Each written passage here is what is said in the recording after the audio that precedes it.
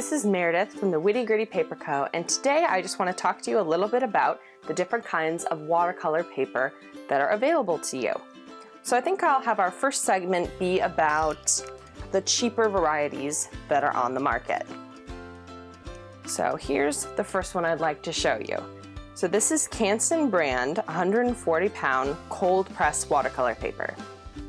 And this paper is generally about $8 to $10 for 30 sheets, depending on where you buy it. And the way it comes is just in a pad to tear off sheet by sheet. Now let me show you some paintings that I have done on this paper.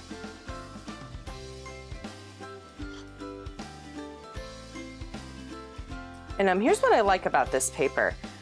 As you can see here, it's pretty all-purpose. I've painted a repeating pattern, a texture, and a landscape, and it's held up relatively well for all of them.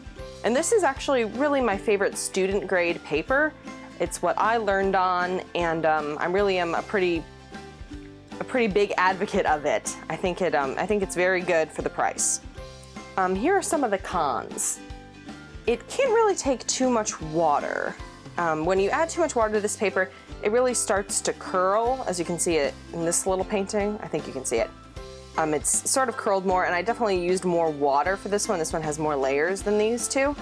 And I don't really love that. I don't love that they curl up. They're all sort of that way, but particularly this one. And the only real way to prevent that is to mask them down really well and to let them dry completely before you remove the masking, which is what I did here, but even then they still curled a little bit. So it's not like it's junk paper, but it also is not professional grade. So that's why I actually think it's so great for learning, because I think if you're intimidated by your supplies or you're worried about wasting money when you're painting, you're really going to not experiment as much, and you're not going to have as much fun just because you're pressuring yourself to get it right the first time. So really, don't run out and buy expensive paper. If you're just starting out, get something that you can really practice on. So I really like this Canson brand for that purpose. Okay, the next cheaper variety paper I'd like to show you is Fluid brand paper, and it's the same finish. It's 140-pound cold press watercolor paper. And the way this one comes is a little bit different. It's masked on two sides. You probably can't see that very well, but it's got masking on two sides, not four. And the reason for that is it makes it so you can paint right on here if you want to. You don't actually have to tear off each individual sheet and mask them down and paint on that and then unmask it. You can just paint right on here, and that's particularly good for traveling, I've found, because who really wants to carry an extra flat surface and masking? It's much more convenient to do it this way. And I generally still rip them off and mask them down just because that's just a quirk of mine. It's just what I'm used to, because I'm always worried about the pigment going into the other sheets of paper. But don't be crazy like me. You can paint right on here if you want to. Here are some of the paintings that I have recently done on this paper. And here's what I like about it. I have found that it performs really well with vibrant colors. With some watercolor papers, what you paint is nowhere near what it looks like when it's dry. And watercolor in general always is gonna dry lighter. But some papers are worse about that than others. And this one's pretty good about it. The vibrant colors ring pretty true. As you can see here with my palm fronds, they still look pretty close to the colors that I laid down when I was painting it. And the black here too has not faded. It's pretty in your face, and I wanted it to stay that way. So I like that about this paper. I think that subject matter wise, it's also pretty multi-purpose. It's like the Canson. You can paint a lot of different things. I wouldn't really recommend landscapes too much, but the textures and the patterns perform pretty well on this paper. Here's what I don't like about it. I've found that it really can't take too much abuse. And if you're wondering what I mean by abuse, I mean like sketching and erasing, or sort of scrubbing with your brush, anything like that, but mainly sketching and erasing. A lot of people like to draw out their painting before they start laying down any paint at all. And if you erase too many times, it really does sort of remove the texture, the grain from paper. And particularly this paper I found can take very little abuse. Some of them take it pretty well, but this one really doesn't, and I don't like that about it. But besides that, it holds up pretty well. Like, I don't even sketch. I just, with this paper, I don't sketch because I know it does that. But besides that, it's pretty good. So pretty middle of the road paper. And I forgot to mention the price. It is, I believe this was $15, and you get 15 sheets here. So it's a little bit more expensive per sheet than the Canson. So it's probably my second favorite cheaper variety paper. The Canson still has won my heart for student grade. So, but this is pretty good. Definitely don't rule this out, especially if you like the masking on two sides. Okay guys, now the next segment I would like to go into is a more expensive watercolor paper. So this would be, ta-da! Arches 140-pound cold pressed watercolor paper. Now, if you have been in the watercolor community for any length of time, you will have undoubtedly heard someone tell you that Arches is the best paper, you know, like really the only one that you should use. And I don't think that's necessarily true. It is a wonderful, wonderful paper, don't get me wrong, but there are other alternatives that are better for certain things. Now, the price point of this, it is quite expensive. I'm just gonna warn you. I believe this was $40 for 20 sheets, so that makes them about $2 a sheet, and that's pretty high, especially compared to the other papers that I've been showing you. And this one right here, you can buy Arches a few different ways, but the way I usually get it is in a full block. If you look here, it is, I think you can see it, it is masked on 4 sides instead of the fluid, which is masked on 2. And this is even better for traveling. Like when I travel and I want to paint, this is what I bring because it's just so much more secure than even just the 2 sides. And you're gonna say, well, if it's masked on all 4 sides, how do we get the sheets off? Well, actually, it tells you. You use a palette knife on this one little section and sort of carve them out. And that's not the easiest thing to do, but it's definitely worth it for being able to paint without masking anything down. So here are some of the paintings that I have recently done on this paper.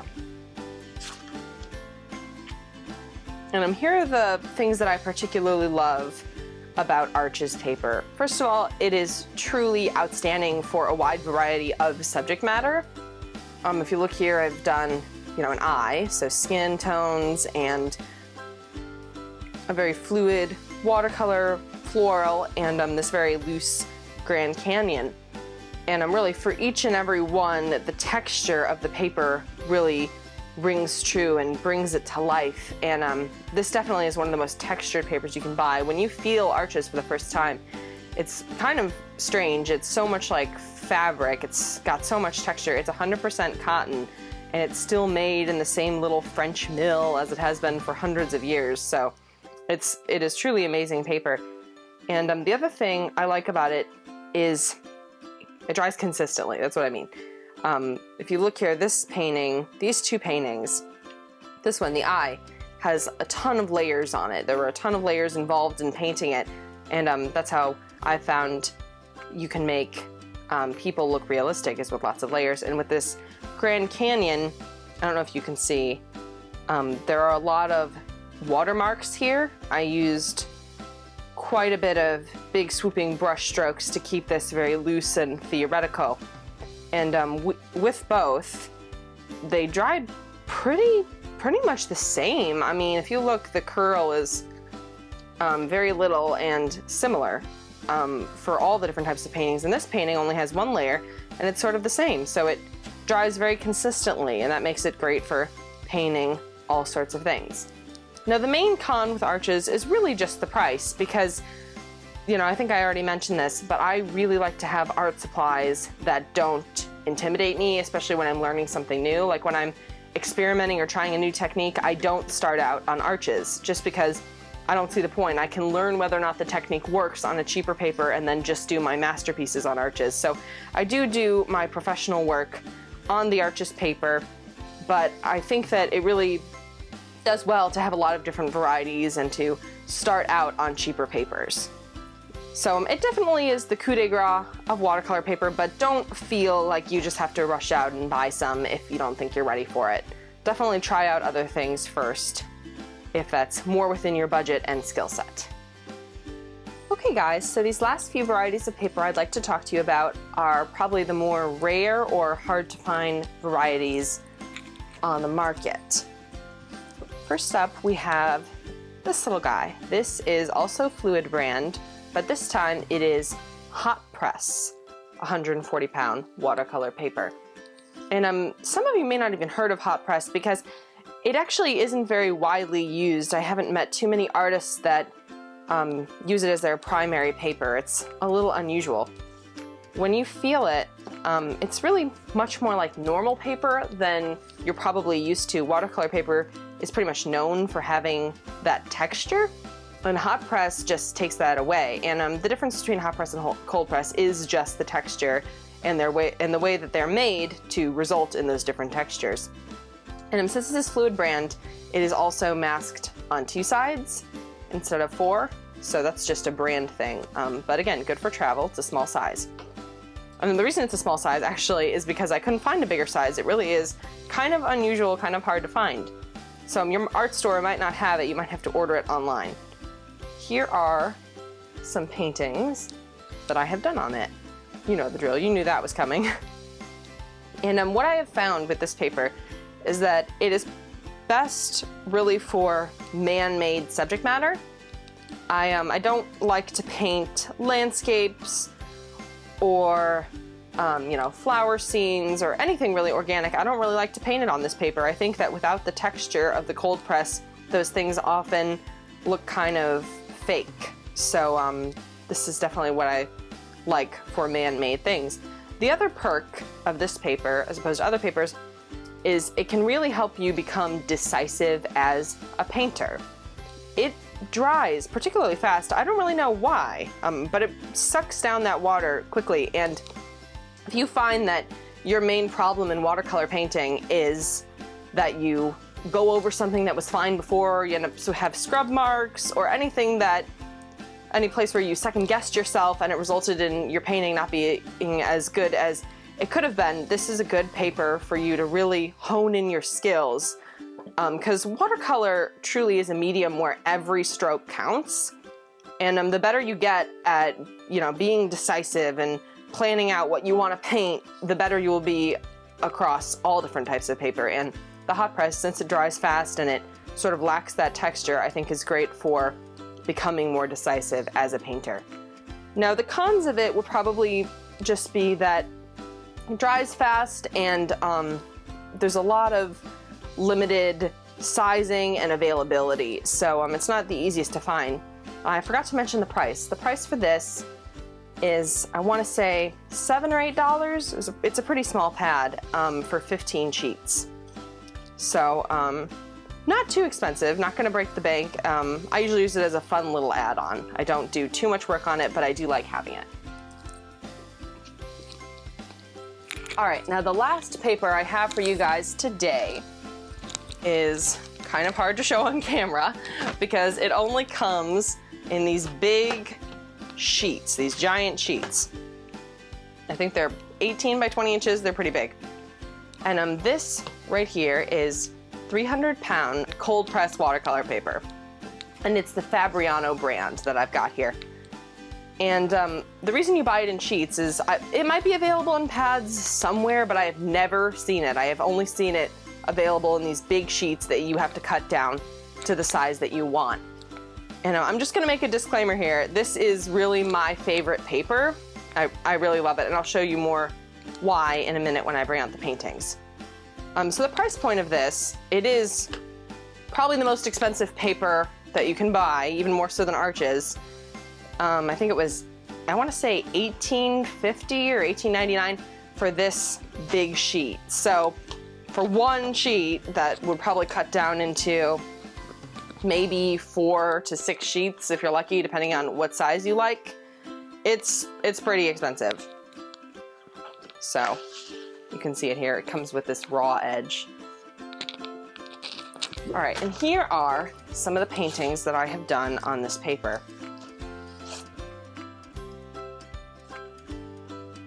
And here is why it is my favorite paper. First of all, just look at this texture. I mean, this paper just has an amazing inherent texture, and especially with this lip painting, that really shines through and it really helps this to look more lifelike. So I love that. It's just sort of out of this world, if you'll pardon the pun, out of this world for all sorts of paintings that really need to look lifelike. The other great thing about it is so thick, it's really like painting on cardboard. It's so thick that it doesn't need to be masked down. That's right, it will not curl on you. You don't have to mask it down. It's just so thick. Also, it doesn't dry slowly. It dries pretty fast. So if you're impatient, which I am definitely in that category, I am impatient, it dries fast. It's probably going to be a good one for you, especially with paintings that have a ton of layers. And it can also take a lot of abuse, so that's great too. It's harder to find. I don't know how many artists use it as their main paper, but I really love it. It's definitely my paper of choice. If I could only have one paper, it would be this paper. And the only con is really it's expensive, it's hard to find, and you have to cut it down yourself. So if you don't have a big paper trimmer, I do happen to have one, but if you don't have a big one and you try to do it with scissors, it would be, I think, very inconvenient. So definitely think that through, but do experiment. Yeah, actually, that's my point of this whole video. Really experiment with all sorts of different types of paper. You might be really surprised by which one or ones end up working best for what you like to paint, and I think it'll help you discover your personal style if you try a lot of types. Alright guys, well thank you so much for watching. Please subscribe to our channel, and if you'd like to see any more of my work, please check out any of the links at the end of this video. Thank you so much for watching. Bye!